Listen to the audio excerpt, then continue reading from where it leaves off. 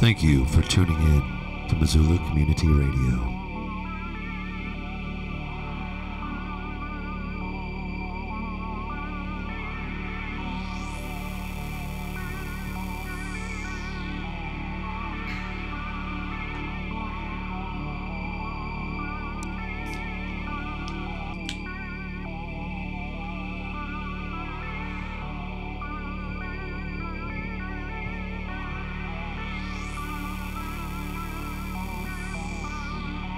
You're listening to Dreamcats.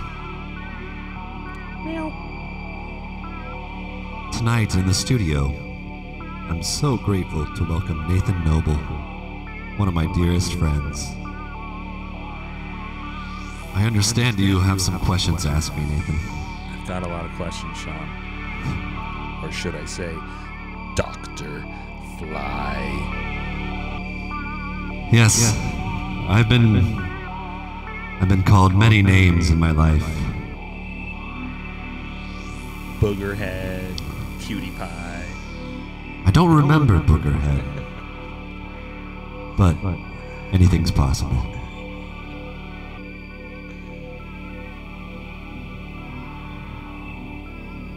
Are you hanging in there? I'm hanging, baby. Good. I know it's been hard lately. It's been hard for all of us, Sean. I suppose so. But that doesn't diminish the hardness, does it? No, I don't think so. Thank you for thinking of me. Yeah. I think of you a lot. Wow. I'm honored. Okay. I've been asked to give Sean a grilling tonight by Dr. Fly. So let's start with the first question. I'm ready. Do you want me to refer to you as Sean or Dr. Fly? I'll leave that up to you. Whatever you're feeling. Sean's... It rolls off the tongue nicely. Sean. Yeah. What? Sean. I'll roll that R. Is there a separate character?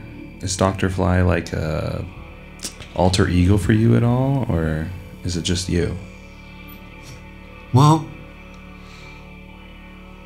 I think there is a dimension where there's a real Dr. Fly, and maybe it's not this dimension.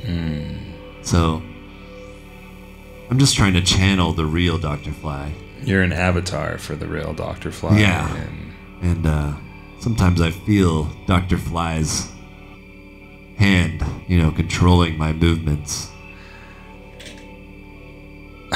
That's so hot, bro. Yeah, you're telling me, man. Okay, we'll do Sean for the interview then, and we'll just realize that Dr. Fly might have a hand in these answers. Yeah, he's always with us. He's part of all of us. Peace be upon him. Yeah. Okay, when I think of the name Dr. Fly, I often think of the late 80s, early 90s remake with Jeff Goldblum of The Fly. Oh no, I was afraid this would come up. Have you seen this movie? I still haven't seen the movie. Okay, that's okay. I feel weird having the name Dr. Fly, and I still haven't seen The Fly. Well, knowing you, it might be it's got a lot of gore, and I don't think that, I respect you for withholding and having boundaries, but that brings me to my first real question, Sean.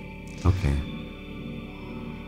When you were a child, whatever age that brings to mind, what do you think the scariest monster or idea of a creature, you might have seen it on TV or read it in the Goosebumps, what was that for you? Oh, man. Well, I remember my dad told me a story about the thumb monster. Do you know that story? Obviously. You know the thumb monster? No, I have no idea. Oh, you don't know him? Oh, dang it. You really had me going. The thumb monster. I don't really remember the details of the story, except it was really scary. Something about this farmer found this giant thumb in his field, but he just thought it was a potato. And so he buried it, like hoping that it would grow into a potato plant or something. Yeah, you put one potato in there, you get all these potatoes out of the potato eyes. Yeah, and but it was actually the thumb monster's thumb.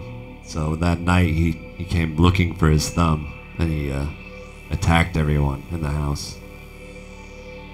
Terrifying. That's all I think I blocked most of it out, but the imagery is very terrifying to That's me. called trauma, and that's a regular response to that. Do you think this was something your dad made up, or is this like a local legend that might have been passed down from generation to generation? I'm under the impression that it's you know, it's a folk tale. It's been told many times. If anyone remembers the thumb monster, please let us know. Okay. Great answer, Sean. Thank you. Let's go a little bit lighter. Let me give you a soft one here. What do you want your legacy to be, Sean? Well, my legacy. That's a great question, Nathan. Thank you. Well, I think it starts with you got to start on the local level. You have to start with people that actually know you well. So, I hope that my friends and family remember me as someone that did try. You know, he tried. It's like, well, you know, he tried at least, you know.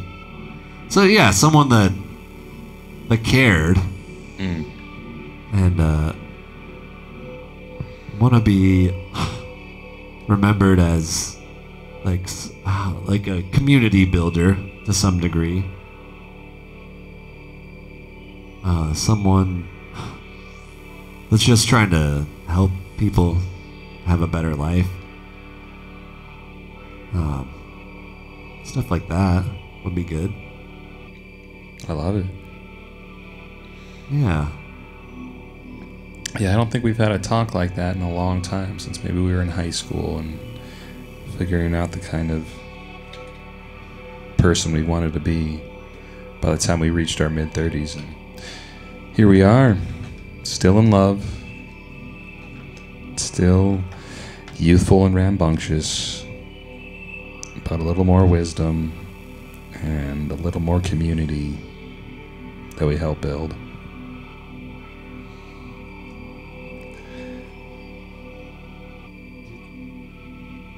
Do you think that we really do you think you and I are good for this community? Wait, of the library? What community? You know, your family and friends and your you know, the people that you interact with. Do you think you're helping them? Yeah, definitely. I mean, not the library. I'm a menace here, but Yes. yeah, yeah. I That's think for so. sure. I think that if I didn't think that way, then I would try to change my behavior immediately, because that's important to me too, just like it is to you. Yeah. You often become the what's the word for it? The vortex, the core of a community. I have? Yeah, absolutely. Especially in your adult life. And I'm sure I'll be referencing a lot of your child life in this interview, but yeah, your adult life, you're a hub. Thank you. Yeah. Next question. Today I watched the movie Mad Max Furiosa. The new one. The new one. And I loved it. Okay. I haven't heard a lot of good reviews about that movie so far. Wow, really? Yeah. I love the Mad Max series, and I thought this was a great addition. Kept me on the edge of my seat. The ideas were fresh. And it got me thinking, Sean. It got me thinking real hard. I'm going to ask you this question. If you were living in the wasteland, and it's you not only versus the harsh reality of what nature has become in the post-nuclear world. Yeah. But you're also dealing with all these factions of different people, different gangs, different underground societies. You don't know what's happening next. What would your skill, what would your contribution be that would be seen as valuable to some of these other survivors in and after the apocalypse? I think I'd cook. You know, I'd be a food guy. Oh. Is that's not what you expected? I mean, no, that's good. It's funny. Like in my day-to-day life these days, I try to contribute to my community through art. Oh, excuse me. The sound is a little strange here, folks. I think the government's finally found our Okay, there's broadcast here. There's clearly some sort of crackdown on this radio program. Stick with us, folks. We're figuring this out in real time. Okay, well, we still can. As I was saying. Oh, there it is. That's nice. As I was saying, I try to contribute to my community through art. And I imagine in a post-apocalyptic world that it wouldn't be... You have to have a certain level of community safety and stability in order for art to become a priority. Yes, even though I do believe that people need art in order to truly thrive, but it's a different tier. It's beyond survival. And art can make things unstable and unsafe too, which is ironic. Yes, a lot of times, really good art does that, and probably bad art sometimes too. You jest. But that's why I think that if I survived and I was living in a post-apocalyptic world, I really enjoy cooking in this life. So I think, foraging, figuring out what we could still nourish ourselves with. I think that'd be good. Okay, that does sound good. I think I was a little skeptical at first. I thought you were going to go for maybe like the guy who plays the flamethrower guitar or a sniper or maybe, I don't know, someone who invents new vehicles, but... Yeah, I'm not very handy and I don't like violence. Those are a couple things in this life that are true so far. Right. So I'm just kind of guessing. We're just speculating here. We're just, yeah. I'm doing my best to not swear, so I stop myself from saying some naughty things, but I digress. Nice. Sean, what do you love most about being a musician? I love that it's a way you can always check in with your body. When you're making music, it's like it's always a reflection of how you're actually doing, and it's always different. every time you go to practice or teach a lesson or take a lesson or play a show or record, it's always changing. You might be getting better in some ways or getting worse in other ways. So it's a way that I keep in touch with. It just kind of, it's a mirror to myself. A little portal inside your heart and mind. Yeah, it's a heart-mind portal, and it's just something that's always with you. And yeah, you can always, unlike people, it's always there for you. Shots fired. Yeah. Yeah, I recall listening to a Grimes interview on a podcast from Lex. Future president. We can only hope. And I love Grimes. I love her mind. I think she's just so unique and refreshing. Such a weirdo that's like puts things in a positive spin on things that can be dark. I just really appreciate that. But in this interview, she talked about the conversation of music through generations of people, and we can only speculate really where it began in humans, and it makes me think of, okay, we're probably getting pretty inspired by animals, birds specifically, but other animals create music, and it got me a little choked up just feeling like I'm part of this thing that's so much bigger than all of us, that we all contribute to in our own ways. Even if no one else hears it, we still are. And that it's also something that's a relationship that goes cross species. I know we've obviously taken a lot of music from animals, but they've also imitated us. And just doesn't it feel nice to be part of that? Great question. Yes, it does. It feels nice, and at this point, it just feels like part of life, part of my identity, and part of my just what kind of drives me to keep going.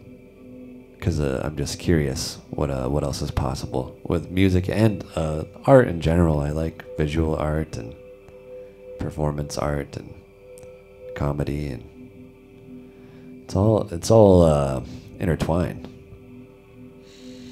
Yeah. But music, it's the good one, right? Yeah, hard to say. I mean, it's the one that I'm best at, probably, so far. Yeah. But that could change later in life. And that's one nice thing about music, too, is, God willing, it's something we get to do for our entirety of this life. Yeah. Yeah, and it really, that's true, but it really, your ability to experience it and perform it and everything really changes as you get older. Right. And you kind of lose some hearing, you lose some, physical abilities, but you gain experience too, and that is something that, can't be replaced any other way, just through time. Yeah, there's just something about hearing someone who's closer to the end of their life singing a song, just how a voice can be, you can hear the wisdom in it as well as the pain, and I don't know if that's like a biological adaptation we have, but it makes me think of first time I heard Johnny Cash cover 9 Inch Nails and just being blown away with how much history it just felt like there was just so much, and it was we were both pretty young when that came out, but like there was just so much in that song because of how old Johnny Cash was, how much he had experienced, and it was being expressed in his voice differently than I'd heard him play anything.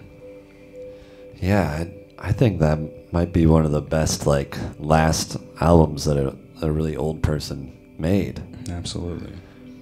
And yeah, that kind of thing gives me hope because I feel like more often the case, an artist, you know, their first couple albums or recordings, when they're fresh out of the gate, that's when they're the most pure and creative, and a lot of times that's when people make their best work, which is scary to me because I've already been doing it for 20 years. But yeah, when I hear like that final Johnny Cash album,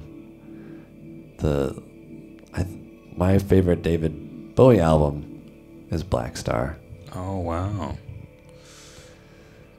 I love the single off that is called Black Star too, right? I think so. It has been a while. The music video where he's in bandages. Yeah, I'm pretty sure. Yeah. Don't quote me. I won't. The last like 2 or 3 Leonard Cohen albums, so good. I keep thinking this about every Bob Dylan album that comes out, but he puts out another one. Yeah, he's gonna keep going for a while. He'll outlive us all. I'm pretty sure Willie Nelson's coming out with a covers album. Oh, really? Yeah, that's exciting. You know, just old people that just rocking it. That's I want to become one of those. I hope my legacy is not like, man, that guy should have quit. He peaked in high school. Yeah. Yes. And so far I'm in danger of that, but I can keep trying, you know. And but yeah, I hope my legacy is that old guy played some pretty good tunes. He could sure play a guitar. Yeah, I'm gonna keep practicing the guitar, I think. Speaking of that, you're a self-taught guitar player, correct? Yeah, for the most part.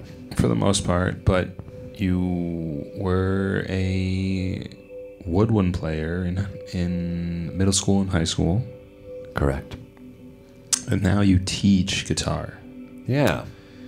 Can you tell me a little bit what it's like being, for the most part, self-taught on the instrument, but also getting music theory and other kind of experiences more formally, and how that directs your teaching today? Yeah, I think starting out playing in school band, that that just sets a groundwork that if I didn't have that, I wouldn't have a solid foundation to build off of as far as becoming a teacher myself. And but throughout the years I was lucky enough to have other peers and friends and loved ones that did have formal musical educations, so I could, without paying for the degree, I could steal their knowledge. The perfect crime. Yeah. And but another thing is teaching is in itself, it's a different skill necessarily than being very talented or very knowledgeable at your instrument. Yes. And I did take one guitar class in college from the late great Gary Morris. Shout out to Gary, FVCC legend, Flathead legend, such a kind man. Yeah, and that's the thing about it was his guitar playing was good, but not only the kindness was astounding, and the patience and the understanding, and that's what made him a great teacher, I thought. And I started trying to teach myself, like kind of shortly after that, when I still lived in Kalispell, but I kind of put it down for a long time, and then it's only been the past 4 or 5 years that I've been making a living doing it. But I felt like I I had to get to a certain point where I had something to offer. Well, you certainly have a lot to offer now, Sean. Oh, thanks. Sean and I used to live in Kalispell before Missoula, and we grew up in Polson, Montana on the res together. Little history. Yeah. What an adventure. What a dang old adventure. Okay. So, many people see you as a multi-instrumentalist. Me being one of them. What's the instrument that you secretly can't play that you wish you did? Oh, wow. The clarinet, I think. Nice. Is this Yeah. because of Squidward? Partially, yeah. Yeah. Squidward, like whenever I'm ordering food or a drink, and well, I shouldn't say whatever, but a lot of times when they ask for a name to call out, I say Squidward. No kidding. I say Kid Rock. See, it makes sense. The connections are crazy here. We have never had this Yeah. conversation. Yeah, this is not pre-planned, which is crazy. But no, I really love the tone of the clarinet, and I like can envision it in so much like modern music that I want to make that's not in its normal context, but I don't feel that I have the time and energy to learn it to the degree that I want. Well, everybody knows it's the most lovely instrument to hear anybody learn. Yeah. Well, yeah, when I was learning the saxophone in high school, so I would literally start crying because of how bad it was. Wow. So I don't feel like I would be that bad again, but You heard it here, y'all. All the musicians that are scared to play music with Sean because he makes them cry. Sean was in the same place yeah. with himself. Yep. So step up to jam night, y'all. Yeah. Wait, do you think I'm intimidating? I mean, I didn't until I started inviting musicians to jam night, and then, you know, they kind of let me in on their own hidden fears, their own scary monsters. Yeah. And sometimes it's you, Sean. Well, I just, I feel like maybe they're projecting onto me their own fears.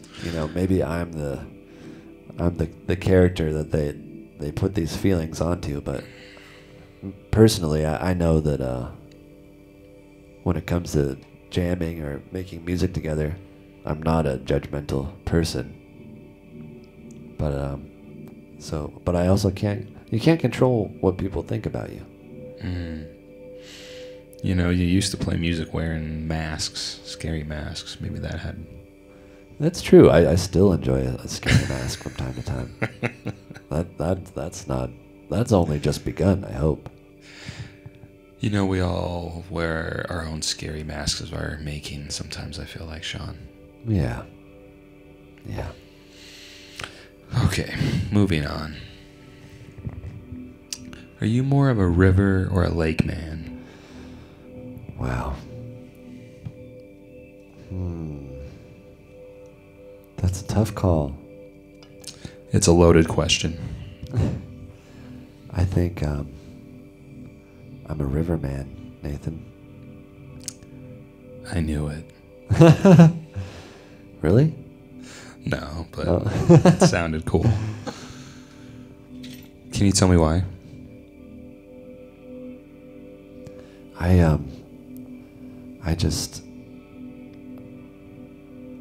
I love being next to moving water, and I love how you're never standing next to the same river twice. It's always just flowing by, and to me it's a metaphor for life. And I want to be the same way. I want to be always changing, I don't want to be a stagnant pond, I want to be a flowing river. I want to be unpredictable, Oh, sexy. Thank you. Can I Yeah. say that? Yep. Yeah. Sexy. Uh-huh. Nice. Thank you. Okay. I liked your answer, and you're a river to me, Oh, man. Shawnee B. What about you, Nathan? You know what? I'm a lake man. Really? Okay, what's your lake argument? Well, I spend a lot of my time at lakes for my work. Yeah, that's true. I get to, since I return to maybe the same 30 lakes so many times a year, I really get to check in on their own personal ecosystem, how the fish are doing, what the bugs are doing, the riparian plants. And it just brings me a certain peace when I can see the reflection of the sky or the mountains in them. I love rivers, but you get moving water with lakes. There's an inlet and an outlet. It's That's a creek, true. creek, usually not a river. And in a lot of ways, lakes support me with food, with the water I drink. I drink a lot of water out there at work, and I love seeing the lake support other animals and vegetation too, and it just brings me joy. That makes sense. There's something so special about those mountain lakes. And they're like little oasi, if you will, out there. Sean and I grew up on Flathead Lake together. We'd play shows at the lake. We'd do a little swimming. I want to know what your greatest lake memory is, Sean. Oh my goodness. Wow. I remember, one time you and I and our friend, we got to go in our friend TJ Andrews' boat. Let's go. Shout out TJ. We traveled from Polson to Woods Bay to the Raven to Margarita Monday. I mean, what a life, you know. You have this giant lake. And that probably takes an hour to do that boat ride. Yeah, it depends on the speed. TJ likes to get pretty good fuel mileage, so he goes, gets pretty good cruising. Oh, speaking of TJ, wasn't he the one boating that one fateful 4th of July when we got stranded? With Thomas Bear and Jasmine? Yes. Yes, he was. Yeah, we were out there. 2010. Yep. I had Maybe 2009, my bad. I personally had consumed a psilocybin mushroom. Sean. Yeah, I'll say it. And it was did it just run out of gas? For some reason we were in the middle of the lake. Flooding the engine somehow or something. I forget. Yeah. Well, the boat broke down, and it was late at night. And but luckily, wait, who came and rescued us? Our Lord and Savior Jesus Christ. No, I mean that's a given. But very obvious family friend that I can't think of the name of right now. But they came with their boat, and then TJ, that just had like a towing, like a tube towing thing, and he was just hanging onto it from within the boat and just being towed. Like the strength of this man just keeping us safe. Was it Dane's parents? No, it wasn't Dane's parents. Shiza. And then I remember, we finally made it back, and then TJ just backing this trailer with the boat was on the trailer, and he was backing the truck just like this trailer driving job was just insane. Immaculate. That's one skill that I have not acquired in this life is backing up a trailer. You know, when I see it done really well, it's just like it's humbling. Oh my gosh, you're speaking to the choir, preaching to the choir. Yeah. Anyone who can really back up a trailer, thank you for your service. And in the apocalypse, you're going to be very valuable. There's going to be a lot of trailers to back up. And just that skill, just the fact that you can do that, I feel like it says a lot about you as a person. Aye, man. You are speaking to my heart, Sean. Yeah, that's why we're here. That's what Dreamcats is about. It feels so good.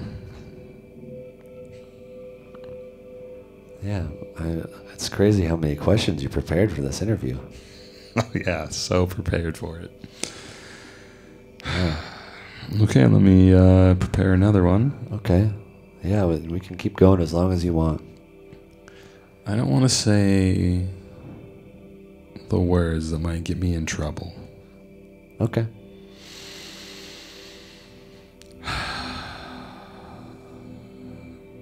What animal do you think best represents the kind of character characteristics, I should say, so we don't make this a Looney Tune Disney thing, characteristics that you would like to exemplify in your life?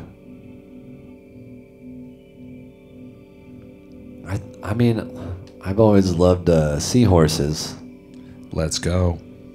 I like, they're very, they have so many tiny little details. They look like little dragons. So I just like, they're fashionable, which I like. And they're just very aesthetic and beautiful and so intricate and amazing. And I like how the male seahorse is the one that harbors the eggs and gives birth to the seahorses. That's I even as a male I hope to be a nurturing and there's feminine and masculine energy within me, and I like to honor them both. So the male seahorse, I just like how, a female seahorse will come up to it and just fill his sack with the eggs, Yeah, that's so hot. The female seahorse has protuberance, which she inserts into the male sack and just fills it up with eggs. And then within the pouch, the male seahorse fertilizes the eggs. And I think that's really cool. I have never been so activated Yeah. on the radio in my life. Right. Yeah. I don't blame you. I love seahorses. I think we all love seahorses now. Wow. It's something. That is something. Okay. Well, maybe you need a seahorse tattoo, Sean. I would love one. I was already planning on it. I love tattoos. I've only gotten 2 in my life. Shout out Kelly West. Yeah, Kelly West gave me my first tattoo. But they're I just need to prioritize it because it's tough financially, but it's worth it every time. As a tattoo virgin. Sorry, the last one's fading away. I played a pirate party and put a lot of temps on me. Yes, a lot of temp tats. How much is it like a tattoo? Oh, that's a great. I don't know. I mean, I feel like the artist is usually charging like $150, $200 an hour. And that's the only charge? Yeah, I think they have fees for the design and so I don't know, like a few $100 at least for a small one. But if you're getting a sleeve or something, you could be into the thousands easily. How many thousands? I just probably like 2 or 3 at the max. I'm not an expert. I don't actually know about this stuff. Mm-hmm. I just know it's expensive, so I'm kind of holding off for now. But your tattoos were free, right? No. I actually paid for them. Okay. They look beautiful. Thank you. Sean, there's few people in my life that I respect so much when it comes to their moral compass. Shout out Dave Littlefield. Shout out Rob Canning. What do you think are the things that guide your moral compass the most? And maybe you could even enlighten us about something that's maybe changed since you became sentient? Sentient? Sentient, sorry. Sentient until now. Wow. That's a big one. Well, as far as moral compass goes, I think I'm pretty simple. I don't know, I just try to not interrupt anyone else's goals and their flow. And let me stop you there. No, okay. I'm just kidding. I don't consider myself that moral of a guy. It's flexible, you know. I try to not lie, you know. That's a big one. But there's been, you know, I do excuse white lies, and I'm not immune to it. That's your privilege. I guess, okay. You know, there's a time and place, but I do think that people just will lie out of habit, you know, just to make things easier. And I try to just like default to just like being real with people, and that's something that I think has been helping my moral compass lately. I don't know about the whole term moral compass, but I think that's something that's making me be a more authentic person. Is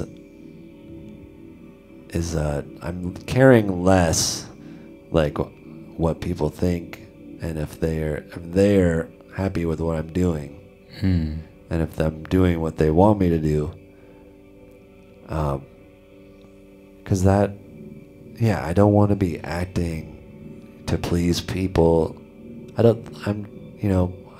can be a people pleaser, you know, and I just try to make people happy because it seems like the easiest path. But what I'm realizing is that I should just trust myself and do what I want to do, because I know that deep down I am just trying to help people. But if in the moment, you know, if I rub someone the wrong way, then it's kind of on them how much they continue to engage with me. And if they choose not to, then I think that's okay, which is exciting to realize after, you know, just to, you know, whether they're a stranger or someone that I've known for a long time,